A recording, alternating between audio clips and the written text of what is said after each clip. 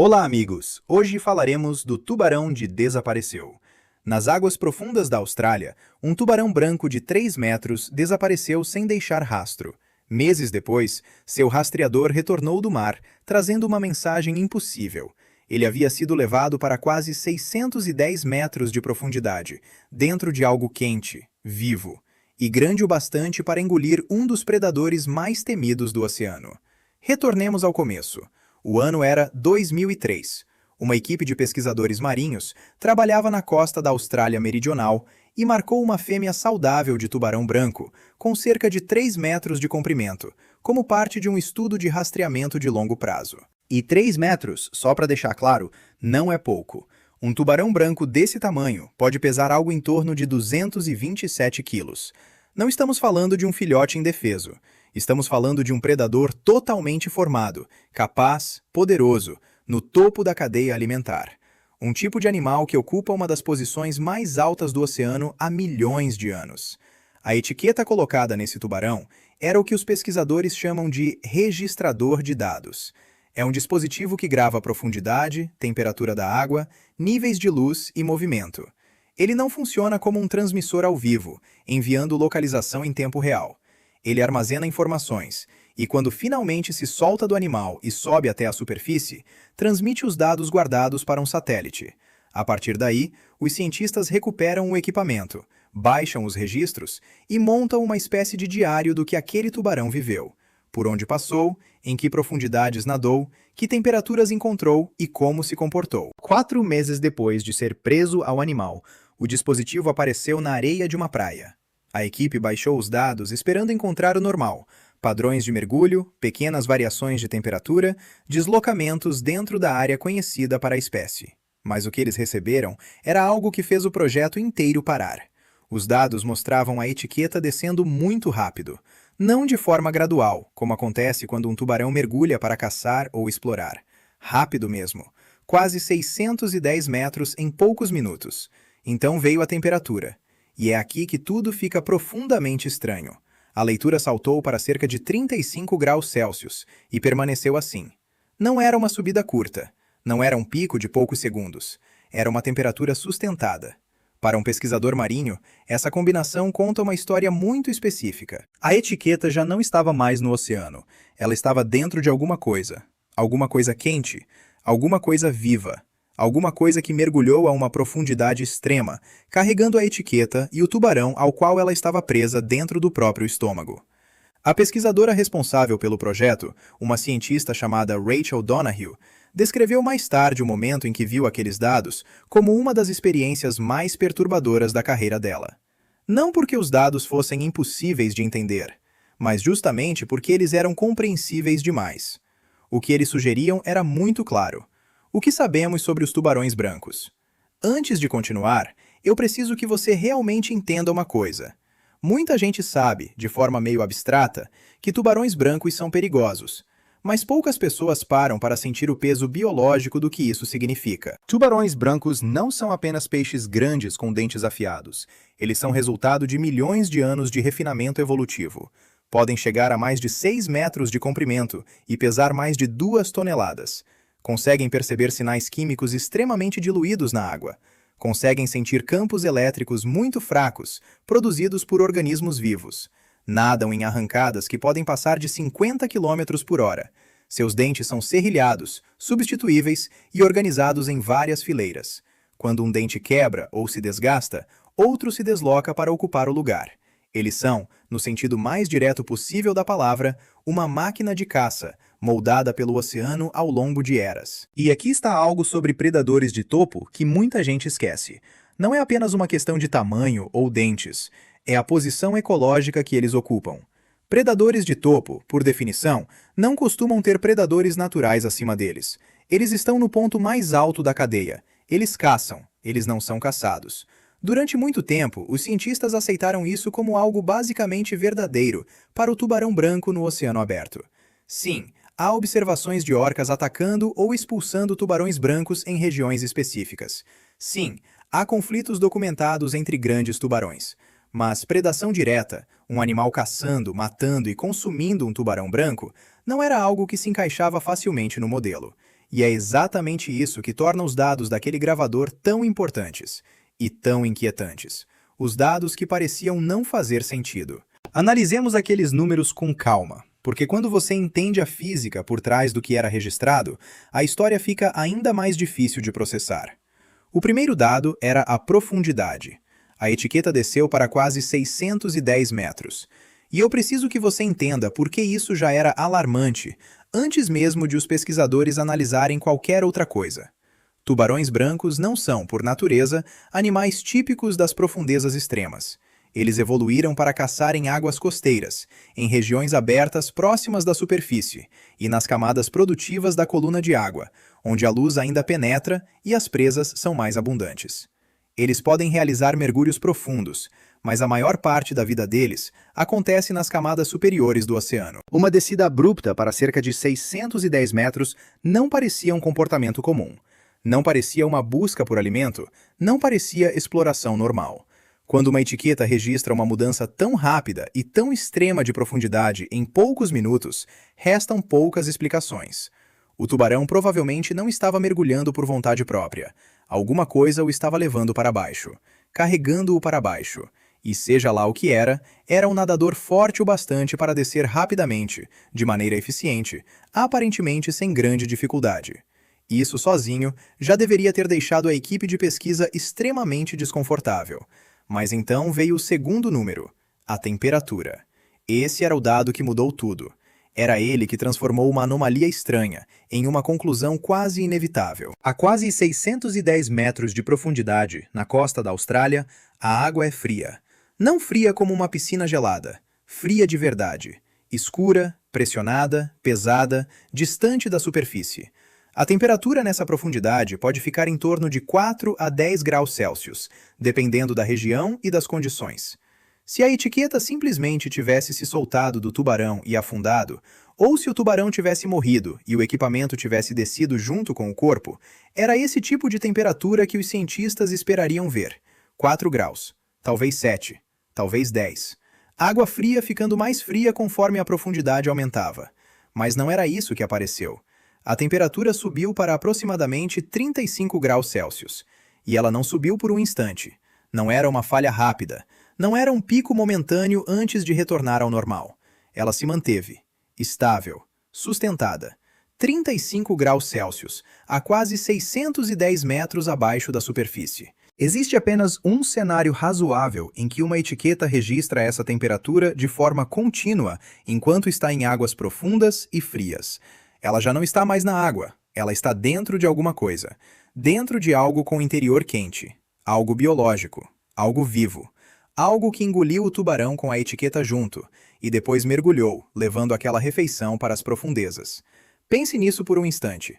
Alguma coisa, nas águas da Austrália, engoliu um tubarão branco de aproximadamente 227 quilos, mergulhou para quase 610 metros e depois continuou vivendo como se nada tivesse acontecido. E ninguém na superfície viu nada, nenhuma barbatana dorsal, nenhuma agitação marcante na água, nenhuma foto, nenhuma testemunha, nada. A coisa simplesmente estava lá, se movendo no oceano, fazendo algo que os pesquisadores não imaginavam que um animal daquela área fosse capaz de fazer. E a única razão pela qual sabemos que isso aconteceu é porque um pequeno registrador de dados apareceu em uma praia meses depois, carregando a única prova daquele evento. A pergunta que consumiu os pesquisadores durante anos era óbvia, e provavelmente é a mesma pergunta que está passando pela sua cabeça agora. O que afinal era aquilo? Os suspeitos. Quando os dados estavam analisados e a hipótese de predação ganhou força, os cientistas começaram a examinar todos os candidatos possíveis. E esse processo é fascinante, porque uma teoria atrás da outra começa a desmoronar. Número 1. A orca. A primeira suspeita era a orca, também chamada de baleia assassina. Sabemos que orcas podem matar tubarões brancos. Isso é documentado. Há registros e observações mostrando esse tipo de interação. Em regiões específicas, especialmente na costa da África do Sul e em partes do Pacífico, orcas desenvolveram técnicas de caça contra tubarões. Elas podem virar o tubarão de barriga para cima, induzindo um estado de imobilidade, e depois se alimentar de partes altamente nutritivas do animal. É eficiente, impressionante e brutal dentro da lógica do oceano. Mas a teoria da orca começou a cair quase imediatamente, quando os pesquisadores olharam para a profundidade. Orcas respiram ar e costumam operar perto da superfície. Elas podem mergulhar, claro, mas não são conhecidas por descer casualmente a mais de 600 metros, carregando um tubarão dentro do estômago. A fisiologia e o comportamento não batiam bem com os dados. Primeira hipótese enfraquecida. Número 2. O cachalote. O segundo suspeito era o cachalote. Agora sim, estamos falando de um animal que realmente mergulha fundo. Cachalotes podem descer a profundidades enormes em busca de lulas e outros animais de águas profundas. Eles são alguns dos grandes mergulhadores do mundo dos mamíferos marinhos e também são gigantescos. Um macho grande pode chegar a mais de 18 metros e pesar dezenas de toneladas. Fisicamente, um cachalote teria tamanho para engolir um tubarão desse porte. Mas havia problemas. A temperatura não se encaixava tão bem. Cachalotes são mamíferos e mantêm temperatura interna mais alta. O valor registrado, por volta de 35 graus Celsius, era um pouco mais baixo do que se esperaria dentro do corpo de um mamífero marinho desse tipo. Além disso, o comportamento alimentar também não ajudava. Cachalotes não são conhecidos por caçar tubarões brancos. A dieta deles é dominada por lulas e outros animais de profundidade, não por grandes tubarões. Segunda hipótese enfraquecida. Número 3. Outros tubarões grandes. Depois, os pesquisadores consideraram tubarões-tigre e tubarões galha-branca oceânicos. São espécies oportunistas, agressivas quando precisam ser, e o tubarão-tigre, em especial, tem fama de comer quase qualquer coisa que encontra. Mas havia um obstáculo simples: tamanho. Nenhuma dessas espécies parecia grande o suficiente para engolir inteiro um tubarão branco de quase 3 metros. Para consumir uma presa desse porte, o predador precisaria ser muito maior do que ela. A matemática não fechava. Terceira hipótese enfraquecida. Número 4. Uma lula gigante ou colossal. Por um breve período, surgiu até uma teoria mais exagerada envolvendo uma lula gigantesca. A ideia era que um animal enorme das profundezas poderia ter puxado o tubarão para baixo. Mas essa hipótese durou pouco. A leitura de temperatura praticamente eliminava um invertebrado de sangue frio.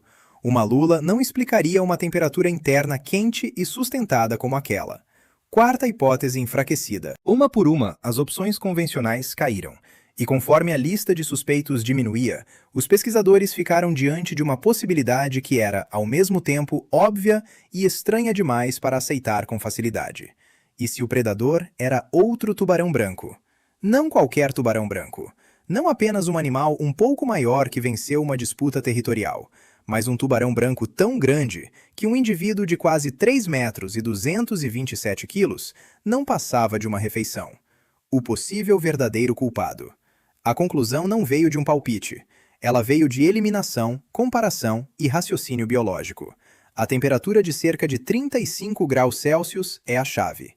Diferente dos mamíferos, muitos peixes dependem bastante da temperatura da água ao redor. Mas o tubarão branco é uma exceção parcial importante. Ele pertence ao grupo dos lamnídeos, os chamados tubarões-cavala, e possui uma adaptação notável, a endotermia regional. Isso significa que ele consegue gerar e conservar calor em certas partes do corpo, especialmente nos músculos, nos olhos, no cérebro e em regiões internas. Essa capacidade permite que o tubarão branco mantenha partes do corpo mais quentes do que a água ao redor, o que melhora desempenho, visão e atividade em águas frias. Então, dentro do corpo de um tubarão branco grande, uma etiqueta poderia registrar uma temperatura compatível com algo em torno de 35 graus Celsius. A profundidade também se encaixava melhor do que parecia no começo. Embora tubarões brancos sejam mais associados às camadas superiores do oceano, eles são capazes de mergulhos profundos. Pesquisas com rastreamento mostram que esses animais podem descer muito mais do que se imaginava quando atravessam ambientes oceânicos abertos. Ou seja, uma descida para cerca de 610 metros, embora extrema e dramática, não estaria fora da capacidade de um tubarão branco muito grande. Mas então vem a pergunta inevitável. Quão grande um tubarão branco precisa ser para predar outro tubarão branco de quase 3 metros? Pesquisadores que estudam dinâmica de predação entre tubarões sugerem que, para um tubarão branco atacar e consumir outro com sucesso, o predador provavelmente teria que ser muito maior do que a presa, possivelmente perto do dobro em comprimento, dependendo da situação. Para consumir um tubarão de quase 3 metros, estaríamos falando de um tubarão branco na faixa de 4,5 metros a 6 metros, talvez ainda maior. Esse é o tipo de tamanho que fica no limite superior do que aceitamos como realista para a espécie. E é aqui que a história fica ainda mais inquietante. Há relatos históricos considerados plausíveis, acumulados ao longo de décadas, de tubarões brancos gigantescos, com tamanhos que ultrapassam o que aparece com frequência nos registros modernos. Pescadores comerciais, oficiais navais e pesquisadores do século XX relataram encontros com animais estimados em 6 metros ou mais. Durante muito tempo, muitos desses relatos eram tratados com ceticismo. Histórias de pescador, memórias exageradas, estimativas feitas em condições ruins. Mas e se nem todos eram exagero? E se o oceano abriga tubarões brancos gigantes, que simplesmente raramente conseguimos marcar, estudar ou fotografar? Animais que passam grande parte do tempo longe da costa, no oceano aberto, em profundidades maiores, longe de barcos de pesquisa, longe das áreas rasas onde normalmente fazemos observação de tubarões. A equipe concluiu que o predador mais provável do tubarão marcado era uma fêmea de tubarão branco de tamanho excepcional. Isso faz sentido porque as fêmeas da espécie crescem mais do que os machos. Os maiores indivíduos confirmados se aproximam de 6 metros de comprimento e podem pesar mais de 2 toneladas. Mas essa explicação não veio apenas da leitura isolada da etiqueta. Ela também ganhou força quando os pesquisadores compararam os dados com padrões de movimento de outros animais na mesma região. Nos meses seguintes ao desaparecimento do tubarão marcado, sistemas de rastreamento registraram movimentos compatíveis com um animal grande, não marcado, passando pela mesma área. Os padrões de deslocamento, os mergulhos e a área de circulação eram coerentes com uma enorme fêmea de tubarão branco, um animal que não havia sido formalmente documentado. Um tubarão que a ciência ainda não conhecia de perto. Ela poderia estar ali o tempo todo, atravessando aquelas águas, fazendo o que predadores fazem. E, em uma manhã de 2003, talvez tenha transformado um tubarão branco de quase 3 metros em café da manhã, antes de mergulhar para centenas de metros de profundidade para digerir. Eu, sinceramente, não sei como fazer isso soar menos assustador, então nem tentarei. A verdade mais profunda e mais perturbadora.